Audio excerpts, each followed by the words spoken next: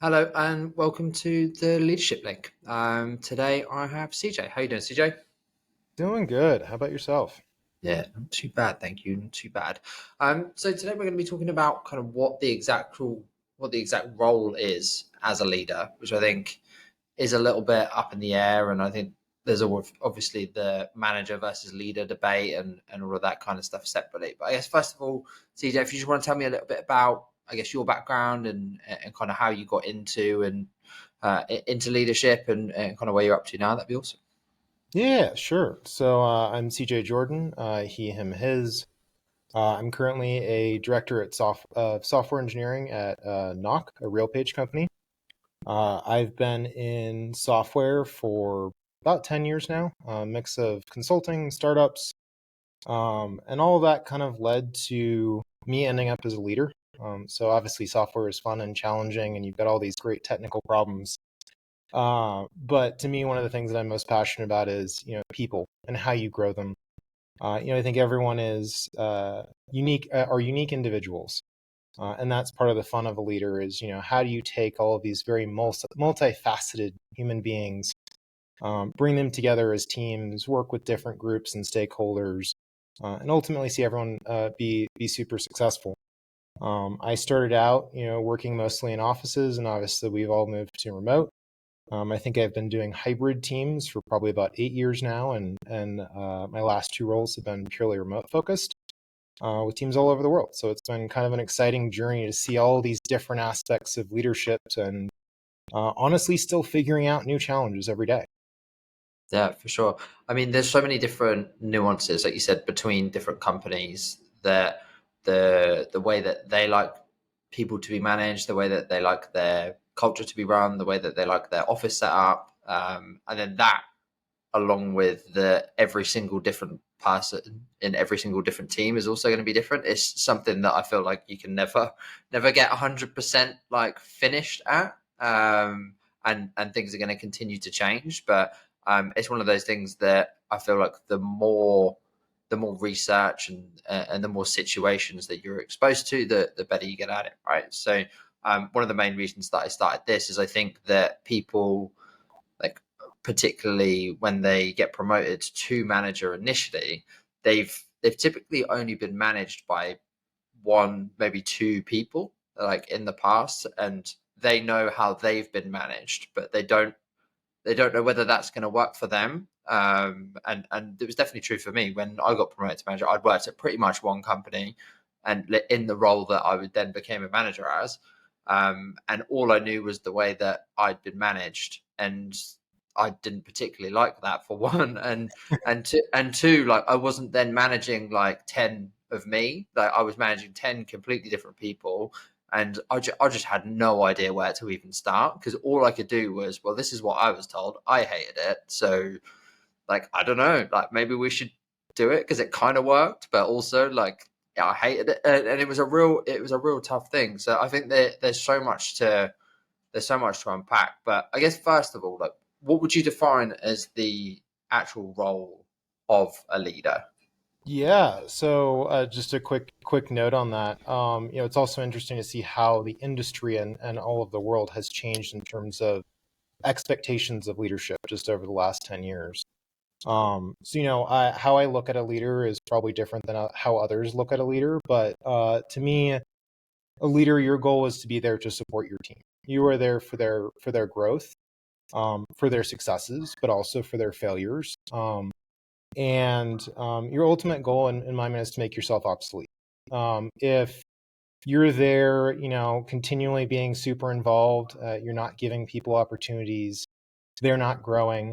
So at the end of the day, if you find a new opportunity, you've got some great thing that's come up for you, or even if you just want to be able to take a vacation, you should be able to walk away from your team and not have everything fall apart.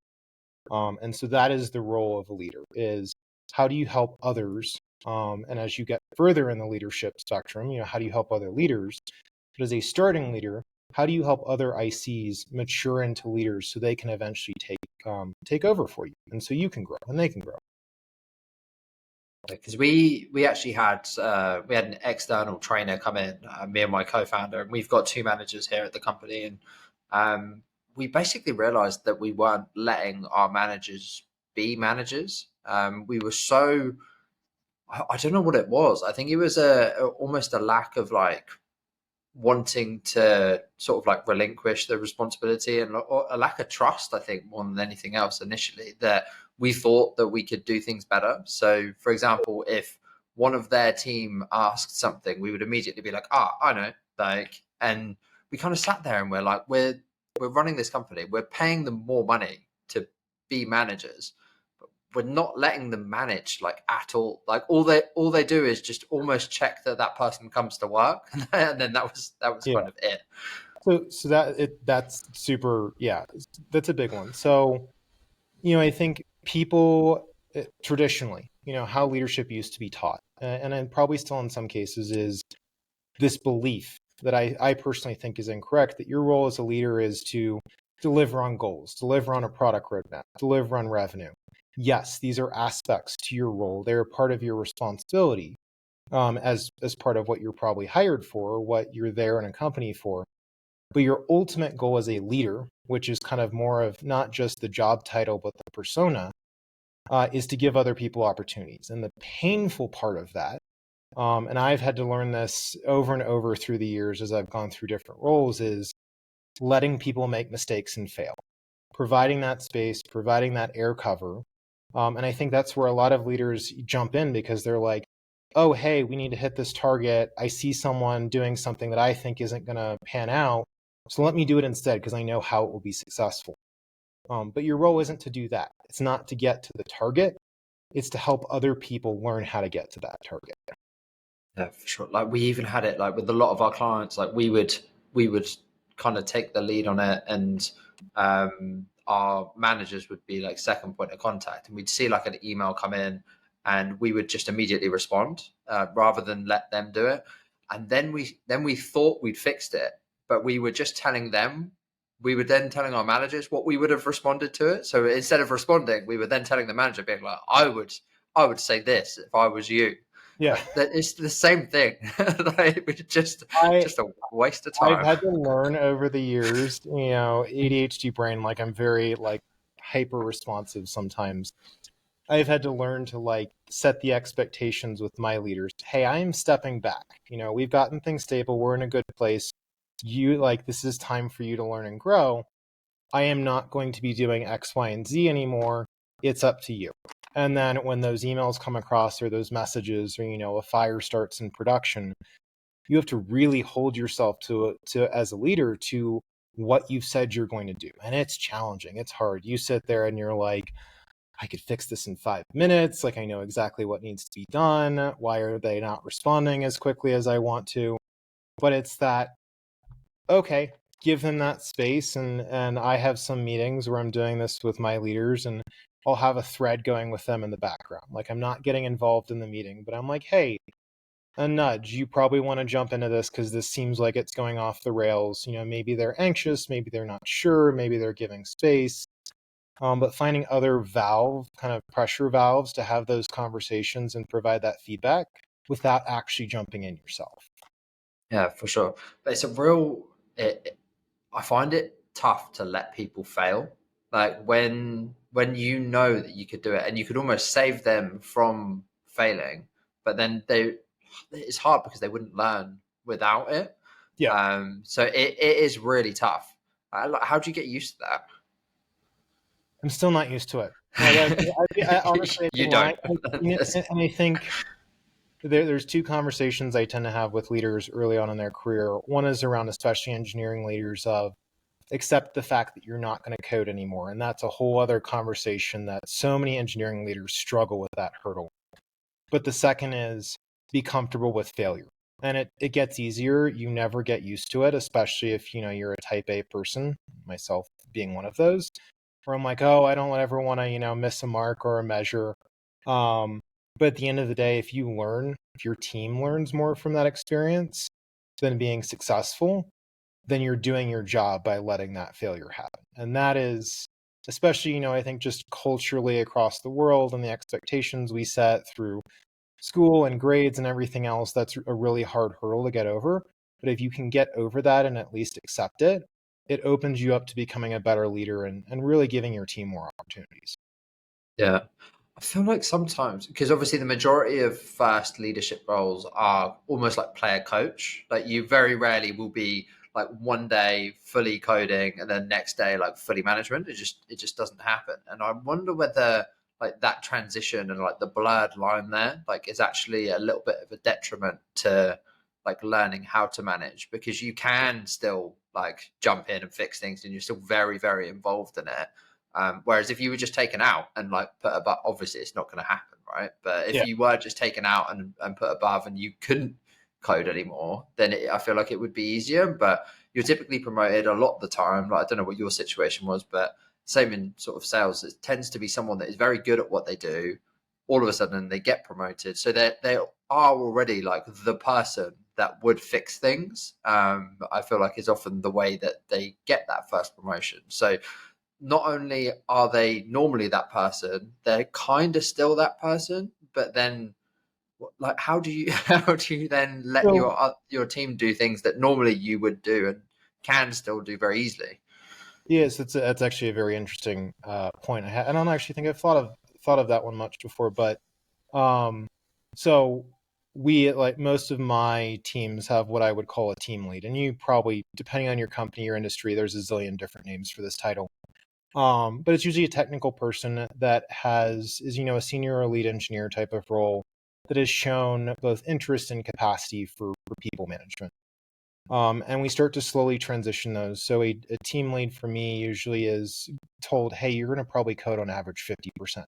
So starting to transition that. Um, as I think about it right now, I do think there's a little bit of a detriment there because easing people into it is helpful. It's a transition, but at some point there's a tearing off the band-aid moment of you hit between that team lead and engineering manager. There is this massive change of what the expectation is for your role. I think the second thing I would say for that is I have and continue to be a firm advocate in there is a difference between people leadership and technical leadership, and both have equal value. So normally I'll rotate somebody through a team lead role, which has more people management and project management aspects than technical a lot of the time, and see how they do. Sometimes they'll come back and be like, "Hey, this is not for me," and I'm like, "Cool, we're going to put you on a principal architect track. Like this all makes sense." And others, they're like, "I love this. I'm happy to kind of step more away from the code over time." I think a lot of orgs still struggle with the hands-on director or hands-on VP. And I really push back against those as they come up because I have taken the people track obviously, and you really do have to invest just as much time in becoming a good leader as you do becoming an excellent technical person.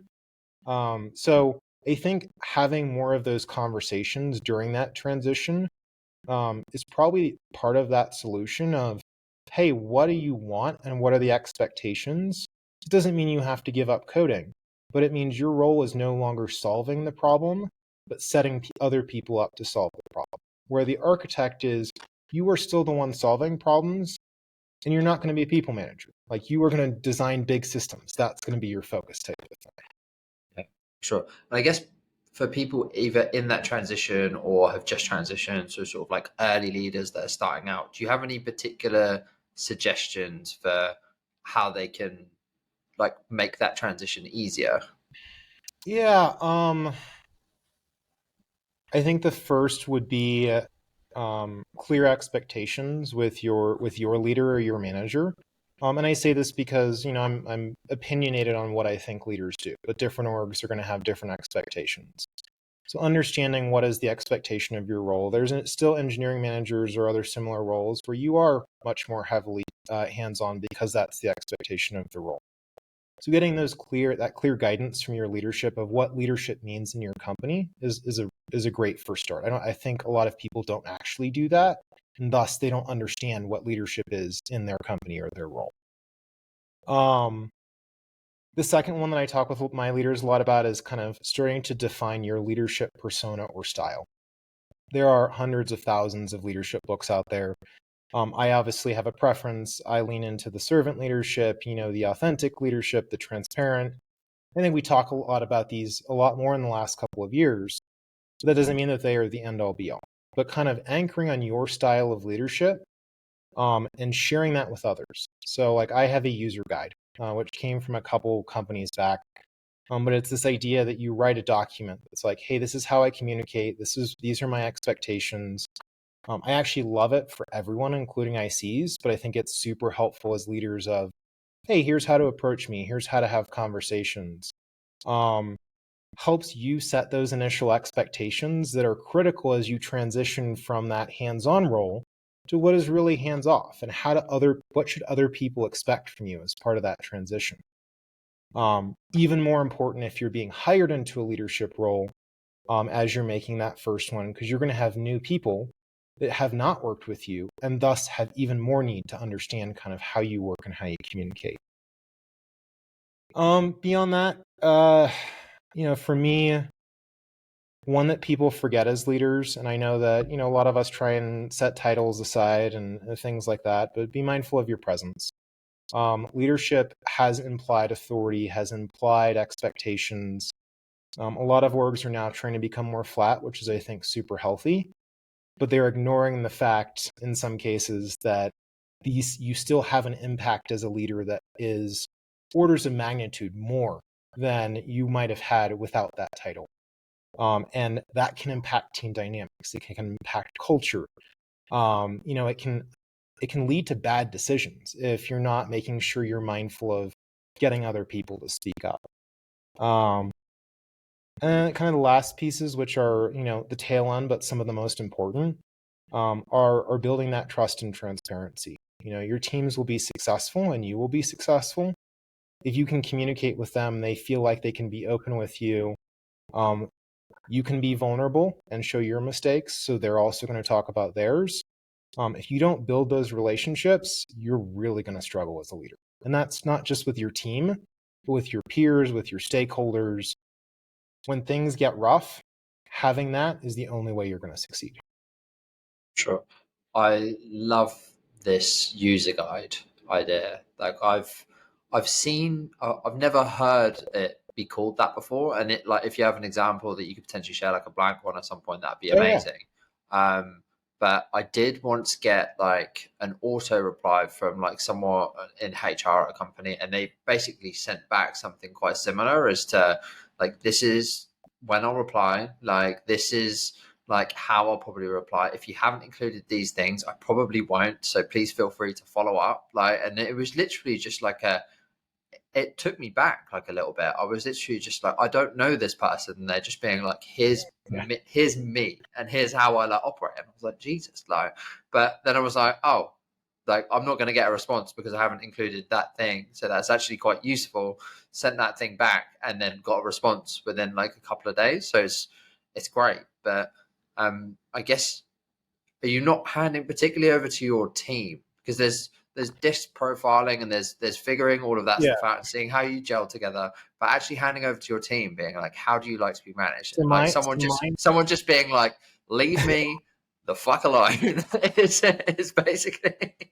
basically how I would like to be managed. Right. So mine is, I think, 3 or 4 pages. And I actually share it publicly within our org. So it's in Confluence. I have a PDF copy I send to most new hires. Like if I meet with somebody, I'm like, hey, FYI, I've got a user guide. It's worth you reading. And it outlines all of that. It outlines things from like, I've got teams all over the world, India, Ukraine, LATAM, US. I'm like, so my hours are going to vary. You see an email from me, like, please don't reply to it at 12 in the morning just because you see it. Like, that's just part of how I have to function as a leader. All the way down to the different ways of communicating. If you need something from me, my email is my to-do list. So it's these things that I know about myself, and if other people know them about me, we will work more effectively together. If you send me an instant message, I get hundreds of those a day. So if it's urgent, like, please follow up with something else. And these are things that seem small, but that level, my disc profiles on there, a couple other leadership ones, just to give more for fun. I think we have all these different things, but what people can expect from me and what I expect from them is amazing. Like it's just I wish everyone did these in every role because I think it would just make us all work together so much more effectively. Yeah. Like I had a very similar conversation with actually one of my managers last week. She's got a terrible habit of sending like either like WhatsApps or like Slack messages, and it would just be like, "Hey, are you online?" And like that'll be it. And like that just sends absolute shockwaves of anxiety through me, being like she's either like she's quitting or she's been in a car Yeah. accident or like but it's always nothing. And I just called her straight away and I was like, in future, like either tell me what the thing is or call me. Like that's Yeah. how I would like you to do these things. But like I knew that, but she had no idea that that was annoying me that she was doing that, and that's not what I wanted, and that's how that affects me. So it's a really interesting way of doing it, and I think that makes a lot of sense. What do the user guides look like for people in your team? So I've only had a couple of other people do them. It So was is it a something completely optional thing for you? it is it's optional in our current org. I've had other orgs where we actually every new hire got a template, which was super cool. I feel like the larger you get, the harder it is to roll out some of that type of stuff. Um, but yeah, it's the same type of thing. So it's everything from communication style. What are my working hours? We've got people all over the world. You've got families. Some people split their days. Some people do like a single block of time. Um, then you get into, like I said before, everyone is a unique individual. So neurodiversity is I think a bigger thing these days, which is fantastic. And for me, I'm like, hey, if you want to have a conversation with me and you want my attention, schedule time with me, right? Like that's how you're going to get my attention immediately. And it's things like you said about how people communicate with you. We all interpret things differently. So if you set those expectations in that context, then you lead to less miscommunication and friction and frustration because you're all on the same page. Even if you operate differently, you understand the differences. Yeah, I was reading this thing a little while ago, and it was about purely about digital communication. And apparently, people, in terms of digital communication, people fall into like two buckets. There's people that have adapted with it and run with it, and there's people that haven't, and they're basically still communicating as if they were writing a letter, but digitally. And there's so much friction between those two people that if they're messaging each other, one group thinks that like a full stop or a period at the end of a sentence is proper grammar. The other thinks it's someone being aggressive. Like that small thing of like someone Yeah. just being like, "I've done it," and then So like whether they put a period at the end of it or not, they could be like, "Oh, are they angry at me?" or like, "What's kind of going on there?" so I have a great example for this. So early in my career, I used to get messages. This was back in my consulting days, and I'd get messages from the partners or executive directors occasionally. I'd send them like a paragraph question, with context and everything, and you'd get a one-word response that would be like yes or no. And early CJ, early in his career, a little bit of imposter syndrome because let's be real, we all have some of that. Was like, oh my god, what have I done wrong? Like, did I ask a stupid question? Like that type of thing. And part of my user guide is actually this, which is I've realized I've started doing that. And you don't think about it until you get into leadership roles. You've got a zillion things going on, and you're like, okay, this needs an immediate response. I don't have time right now to explain my response, but I have to give, like, to me, I need to give an immediate answer for whatever reason. So part of it is saying, hey, sometimes I will have short responses. I will generally always take the time to follow up. If you're unsure, ask a question. But for exactly that reason, because short responses terrified me early in my career. And now that I've started doing them and I realize why, that goes to the transparency of leadership is, hey, FY, those of us in leadership roles might have 5 different conversations going while we're on a Sev1 call and trying to have, something else like a one-on-one or something in the background. A short, message isn't a bad thing. Remind me if I forget to give you context. Yeah, for sure. Like, I find that a lot, and like I think when I've got loads of time, like even if someone's short with me, I'll top and tail, and like there's niceties in there and stuff like that. But particularly if someone chases me for something and I'm in the middle of something else, I'm conscious of the fact that I haven't got back to them already. It's obviously important to them, so I will literally, especially if it's like a yes or a no, I'll literally just yes, and then Yeah. like I'm like cool, like they're happy, they've got their thing. But then I feel like a lot of the time, like I'm just realizing that I then get like a sorry for like chasing you because, and I'm glad they've chased me because like I've forgotten to do it. But Yeah. because I've gone yes, and they feel like they've chased me, they're probably like, oh, I've annoyed him because I've chased him and like all of that. Whereas I'm just like, you need a response, yes, like it's there. It's really strange, like that you can just not think about something like that at all.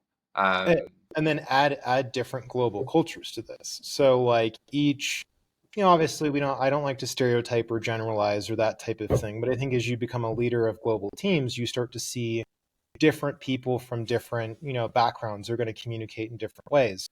And personally, I'm a believer that none of those are right or wrong, and you kind of have to adapt to everyone's way of communicating. But they lead to so much confusion if you don't just talk about the fact that there's a difference. Because, culture A versus culture B, something can have totally different meanings, even if you're using the same language.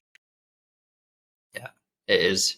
It's not like, and I've felt that through the nuances of just like UK versus the US, and like they're small compared to like the majority of things. But I think I spent like my first 6 months in the US asking if I could put things in people's diaries and instead of calendar, and like people were just so confused. They were like, "How have you got access to my personal diary?" Like, and it's just little things like that. But like you said, when you go across continents and all things like that, like there's different, for example, like you might be emailing someone on a holiday that you don't even know about Yeah. because you don't celebrate it. And it's extremely like if someone emailed me from England, like on Christmas Day, like I would genuinely be a bit like you genuinely expecting something from me, like today, be a little bit offended. I'd probably tell other people about it that they've emailed Yeah. me on Christmas Day.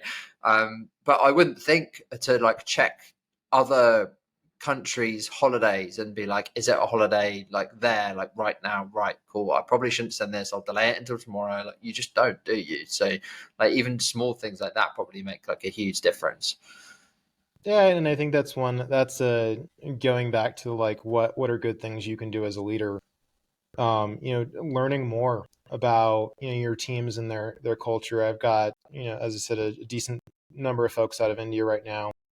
And they have a totally different set of holidays than us. So, for me, it's extra effort that's 100% worth it. But, take the initiative to look at their holiday calendar, know when they're going to be out, when they're back. I usually ask them like, hey, what was the holiday about? Like, what are you celebrating? That type of thing. And I think we get so used to being in our own environments and be like, oh, I know all the holidays. I don't need to worry about this. Take the time, be curious. And it's those small things that you learn more about them. It leads to some actually really fun conversations, but you also are demonstrating empathy and interest in the people. Like they're not just there to work for you. They are also, and we all spend a lot of time working. They're part of our lives. I know there's the over cliche, work family thing, which has, let's be real, some very positive things and some very toxic things. They are a lot like family when you are a leader, and taking that time to invest and learn more about them is fun and it's helpful. So going back to the days of Dale Cargini's books, even like to showing genuine Yeah. interest in like other people is probably the easiest way to just get on with people better, right? And Yeah. like that's never going to go away. Um, I feel like we've touched on a couple of these, but like, what would you say for some common pitfalls for sort of like new engineering leaders that they should be kind of avoiding at all costs as they transition into That's leadership? actually a great segue because I just had something come to mind. So, one-on-ones, right? Like they should be regular. They should be consistent. And this is going to be me having a little bit more opinion and prescriptivity than is probably appropriate. But my rule of thumb is either a half an hour every week or an hour every other week. Obviously, that varies on the reports. The farther up you get, it's good to touch base with your kind of grand reports or broader org. And that's not super realistic. But for your directs, that's find a consistent time, do everything you can not to reschedule it, but use those times to get to know your team. It's not just, hey, what are your goals this year? What's your progress? What's your status updates? I think people think about it as, niceties or, small talk. but small talk is an important part of the one-on-one process and team building. Do they have families? Do they have pets? What are they, there is a balance here of like, I have people that are very private about their personal lives, and you try to respect that as well. But for people who are open and interested in sharing, that curiosity is super important, and it shows them that you care, and it honestly, it lets you be there when they go through challenging times. So the flip side of that is make sure you make that time. Okay, so my number one thing for pitfalls of leadership, at least I think it's my number one, particularly in engineering. And this happens a lot as you transition from that IC role into leadership, is you've gone from a technical place to a people leadership place, and you'll be like, oh, that should be easy. There's nothing I cringe at more in a meeting than when a leader says that should be easy. And the reason is, the farther you get from IC roles and the more that you get into people leadership, let's be real, your technical knowledge becomes less relevant and more rusty, no matter how much you do. And that's okay, right? You should be looking to your teams to help provide that context. But saying things are easy or any permutation of that is ultimately, in my mind, disrespectful to your team, because a lot of those times it's actually not easy in their eyes, and you're setting the stage for them to fail in a way that they don't need to fail. And that's because you've set an expectation that they may or may not be ready to accomplish, or that may not be realistic. So be super careful with that, right? Like, your goal is to empower your team and let them commit to things, to challenge them for sure, but don't set a stage for something where you've set a bar that is unrealistic. Feeding into that, as people go from the people that are making commitments, i.e. team leads, to somebody who is supporting others making commitments, it's very easy to default back into, oh yeah, that should be, 3 sprints, 8 weeks, whatever kind of permutation you use for planning. Once you've made that jump, you need to stop making those commitments. That said, you're still going to be asked in meetings like, hey, CJ, roughly how much time? And I'll usually do something along the lines of, I honestly have to talk to the team. If I had a rough guess, by my experience, I suspect that's about 2 months ballpark, but let me go back and validate with my team, before that. So, I give a sanity check of, is this reasonable or not? Is it worth us following up? But also the opportunity to give my team a chance to research and give their opinions on that. The last big one, which I think we already touched on a little bit, was, your role is to guide and mentor.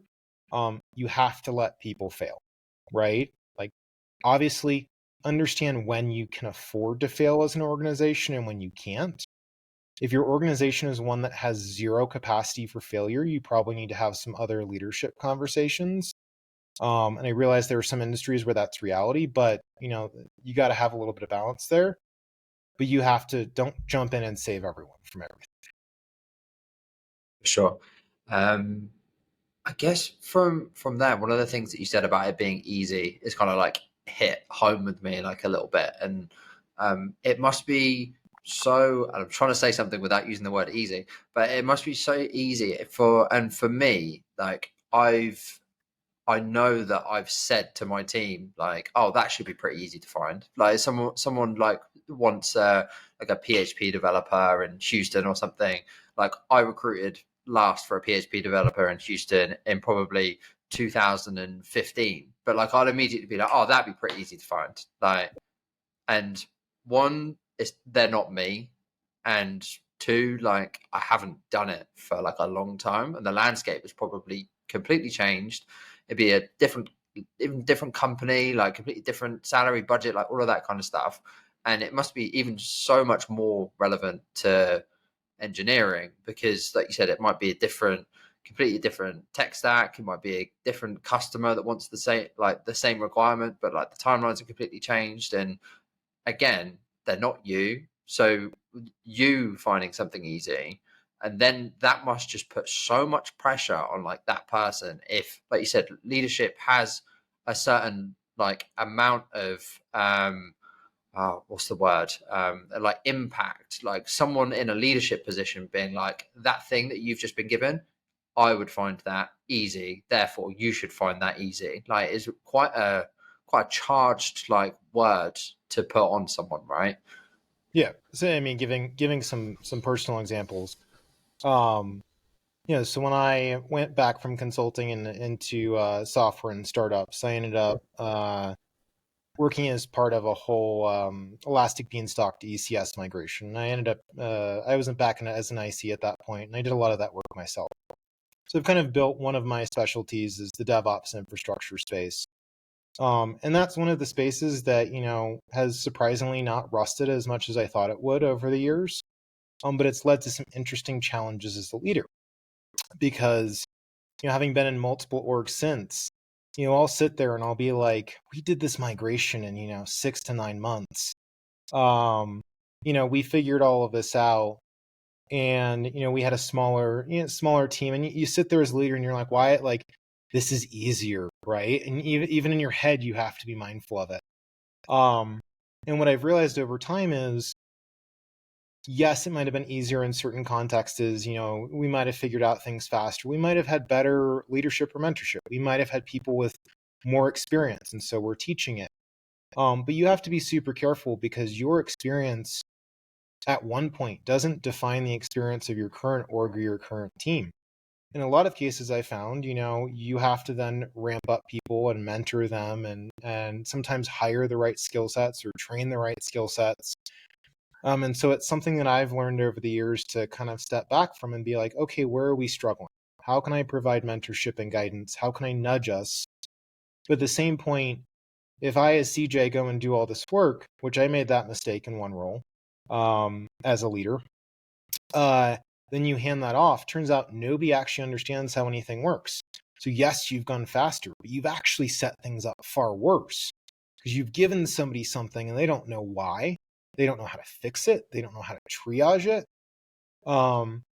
So, and the last point I kind of tack onto this is I think you do have some very technically bright people that go into leadership, people leadership, which is fantastic. I think that's necessary, but it's an even harder thing because you're like, I figured this out faster. Like, why is this person not figuring this out? And I've had this conversation with my leaders, multiple leaders, many times over my career but that's your role to figure out. You're frustrated they're not learning it fast enough. You're frustrated we're not moving fast enough, but your role is how do we help them do that better? And I think that's a whole different mindset of stop worrying about if it's easy or fast. Your role is to figure out how we improve. Yeah. And I think this is something that we've been trying to do a lot, particularly over the last like 12 months, is instead of identifying like issues, identifying like teaching opportunities and being like, if they don't know how to do that, and I think that I do, like I'll just show them how I would do it and like see if they're doing it the same way or if we're doing it completely different ways. But before that, it was very much like if they couldn't do it, they'd pass it to us, we do it, thing done, pass it back. And then, like you said, there's no improvement. If the same thing happens again, like the same thing will just continue to happen, and they don't get any better, and you're still frustrated. They don't they don't improve. So actually taking each thing of like I said on those email chains, if someone sends back like a terrible email, rather than being like, oh, like I would have said this, just being like, why did you send that? Like what? Yeah. Like what was the thinking behind that? There's an interesting counterpoint I want to make here. And the reason I make it is because, as you read leadership books and things like that, everyone's like, oh, hey, best case scenario, rainbows and roses and pots of gold or whatever. But there's a different reality to leadership as well. So a lot of what I tend to come into in terms of roles are startups that are in situations of growth and chaos. And I think there are different leadership modes that exist through the life cycle of an organization and teams. So I do agile coaching as well for some of my orgs. And I have a little bit of a different approach for how I do that type of leadership versus kind of people and engineering leadership. And that's more of a hands-on of continued mentoring during, things of like, oh, hey, we should be doing this and here's why. So I want to acknowledge, because I think a lot of places don't acknowledge the fact that there is also a place for active correction and guidance. Um, Asking the questions and understanding is good. There is also an important place in leadership where you are giving hands-on direction. You don't want to over-index on either of those. But again, I think a lot of leadership thought ignores the fact that there are situations where you have to be a little bit more command and control just to get everyone together. And then you mature into more of this empowered type of view. And that completely varies. And that's totally case by case and honestly challenging to figure out. But it's good to be aware of. Yeah, for sure. I guess if someone's not sure which type of leadership they should be doing, would you recommend trialing a bit of both, or like starting with one and then falling back onto the other? Because I can see people going being like, I'm gonna be like the most chilled boss like ever. Like I'm gonna just gonna let everyone do all of this kind of stuff, and then like just shit falls apart, and then they have to. It's quite hard to then completely just 180 Yeah. and be a different type of leader. So the first thing I'd say there is, if you have a what you consider a good leader, like someone you trust and respect and mentor, and I realize like that's not always the case. It's just reality. But if you do, I encourage people to talk to their leaders about this, like get their perspective, get an outside mentor as well. Like, please, that is super important in your career. So that's the first thing I'd say, because they would have hands-on context and awareness. They can talk you through it. And that is probably more valuable than anything I would say here. That said, a good guideline for me is, are the challenges you're having related to an individual, or are they related to an entire team or an entire organization? So I have this analogy that I use with my teams. Usually, as I said, when I come into a role, we've gone from a chaotic startup to needing to grow and define, standards and structure and the cringy word of process, but like getting those things together. And I usually take a very kind of structured, like, all right, we're all going to just follow this. I'm building a nice kind of protective wall around my team, and then I'm turning it into a chain link fence, and then I'm slowly, expanding it, making it a dotted line, and eventually it's no longer there. So I think there's that transition. But when you're picking between the two, my first question would be, again, what is the volume that you're working at? So if you're talking about working with an individual, I usually go with empowered as my default, because unless they're like struggling to the, like HR level or things like that, where you're like, hey, I need to give you direct guidance and instructions. But if you're talking about an entire team that's struggling, I often find you have to start with more structure, because that it's really hard to be like, oh, I'm going to give you empowered, but still let you do everything you're doing. Most teams I've found, and this is an overgeneralization, but if you take that approach, they're like, cool, we're happy with what we're doing. Trying to convince somebody that what they're doing isn't working is an excruciating experience. I have candidly not had much success with it myself. I'm sure there are other leaders that have figured that one out, which I would love to hear from someday. But I found when people don't believe they have a problem, you have to take a stronger approach of, okay, hey, I don't even try and convince them that like it's not working. I take the approach of, hey, we're going to do an agile reset, or hey, I want us to try something new. This might fail, but we're going to kind of throw out what we're doing and try something different. And like, I'm asking you to go along with on this journey with me.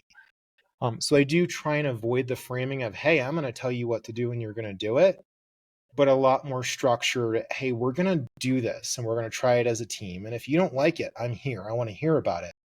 But that's kind of the differences of, does someone understand and do they want to grow? Or do you need to help them see that there's a challenge? And that's when you kind of get between those two spaces. Yeah, for sure. And like you said, like real careful wording rather than going in and being like, what you're doing is wrong. Like the Yeah. way that I'm going to show you how to do it is right. We're doing it this way now. Like, versus, like you said, we've tried that. Try this way with me, and we'll see what happens. Yeah. It can, I on that note, I avoid the industry standards phrases or best practices at all costs. It's a losing game, right? It's the same concept of like, you could argue any side of that equation, and nobody's ever going to win because you're always going to disagree. If you just say, hey, let's, as a team together, myself as a leader included, try something different and see how it goes, that removes everyone from the right or wrong and says, okay, cool, we may not believe you that this is going to work, but we're going to try it. And sometimes it doesn't work. Sometimes it does, but then you learn from that together, and it decouples the kind of ownership and personality of the past, because a lot of times people are invested in how they've gotten to that state. Yeah, for sure. Obviously, you spoke a little bit about the start as to kind of like how your like physical setup has changed with the different companies that you've had. We're going from sort of in person through to hybrid through to remote. Do you think remote leadership is different in many ways to in person leadership? Like, does it take a 100%. different? Yeah. So I started back, in my consulting days doing in person. We were doing travel on site. We did a little bit of remote, but a lot of it was in person. I moved to in-person roles and then flexible roles. I started, leadership having teams in different countries just because that was the way it worked. So I normally had a core team that was on site and some ancillary teams in different locations.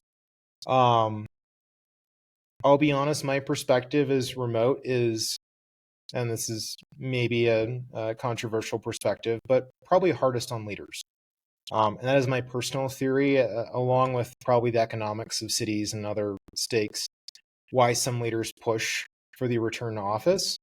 For the record, that doesn't mean that we shouldn't be supporting remote. I am a very strong advocate of remote work, but I want to acknowledge and tell leaders leading remotely is harder remote than it is in person. It took me a while to realize that not being able to walk past someone's desks and see their face that they're struggling or they're frustrated, or hear two engineers screaming over a whiteboard a couple desks over, you don't have any of that.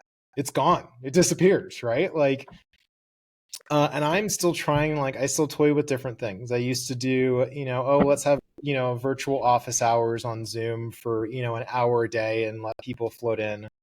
Really hard to gain traction. But keeping the pulse on your organization and how people are doing and keeping those relationships is really hard, which means you have more work.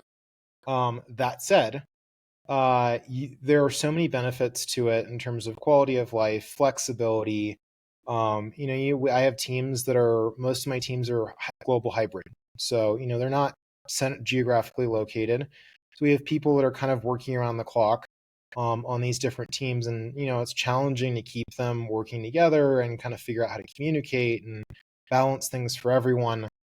But there's so much value out of it. But yeah, you go from, I remember a long time ago, I would startup life. So, once every other week, I'd go buy a couple handles, couple pizzas. We'd bring in board games and video games, and everyone would just stay after hours for like 3 to 4 hours on like a Thursday night. Super easy to, get people together and build team culture, and they honestly expose some challenges and frustrations that way. Yeah, it doesn't work remotely very well. So these things that are super easy tools for a leader don't exist with remote, and you have to think a lot more about it, and you have to be proactive about it. Yeah, I think that's the two biggest things, right? Is like one, building culture, and two, like actually checking that your people are okay.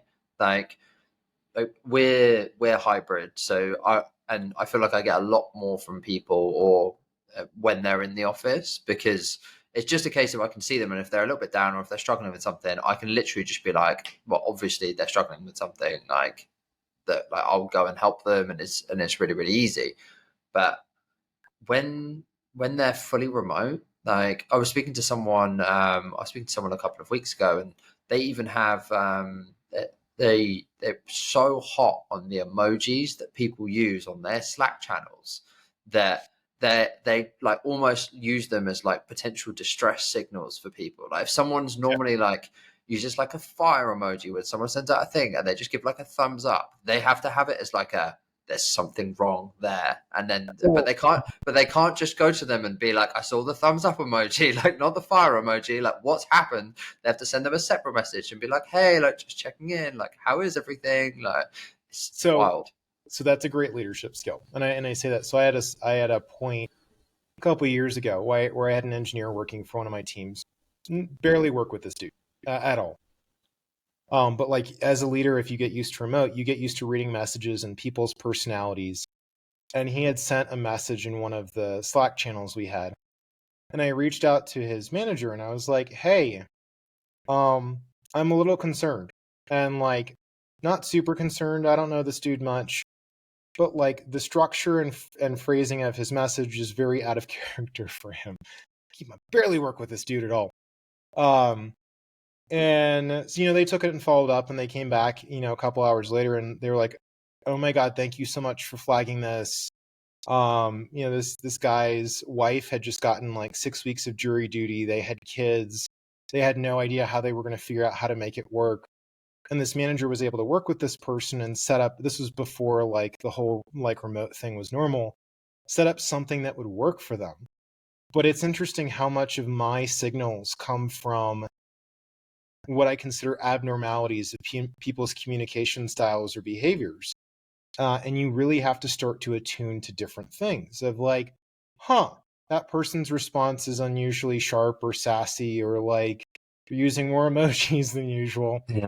So when you said that, I was like, yeah, like that is actually what drives signals for me for a lot of my team is like, that's not how they usually communicate. Let me figure out what's going on. It's a Yeah. very real thing. And it's a great thing to be mindful of as a leader.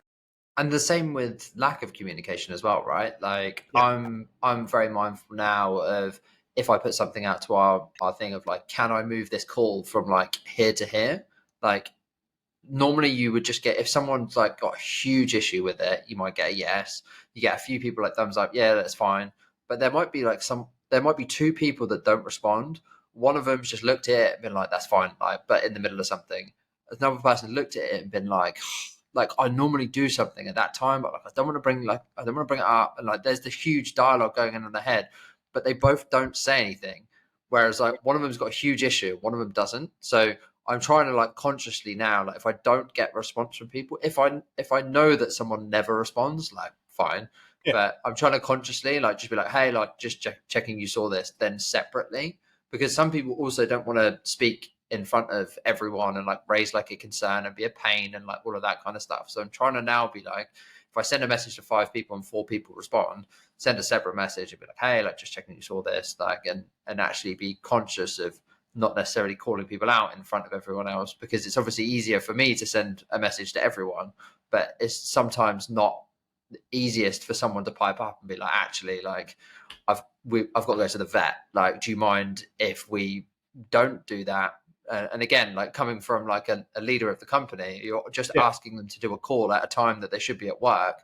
Whereas like, I don't know that I might not know something that's going on there. So it's a real tough thing. And like you said, sometimes it's not even them communicating; it's the lack of communication. It can be them communicating. So, yeah, it's a lot harder doing it remotely than it is in person. Then you add going. So this ties a number of themes together. So as I have global teams and we talk about the mindfulness of titles, if I'm like, hey, can we reschedule this to this point?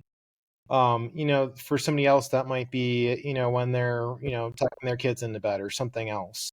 And so I end up having proactive conversations with all of my team, but especially team members that are in different time zones of, hey, you have a right to a work-life balance. I'm going to be all over the place because that's part of what I have to do to like communicate with all my teams. But I need you to tell me if something is not good for you. And you have to continue to reinforce that. And over time, you'll find people learn and they start to speak up and they start to, this is getting to know people and understanding what's going on. But yeah, that's a great example of something where you also have to be reaching out to people and being like, hey, it's okay to say no. Especially if you already know context where that might be a problem. It helps give a lead in to them to like, hey, is this going to work? And eventually they get comfortable with that level of transparency and directness. Sure. And then conscious, like obviously I've taken loads of your time, but like last thing, do you think leadership changes over time?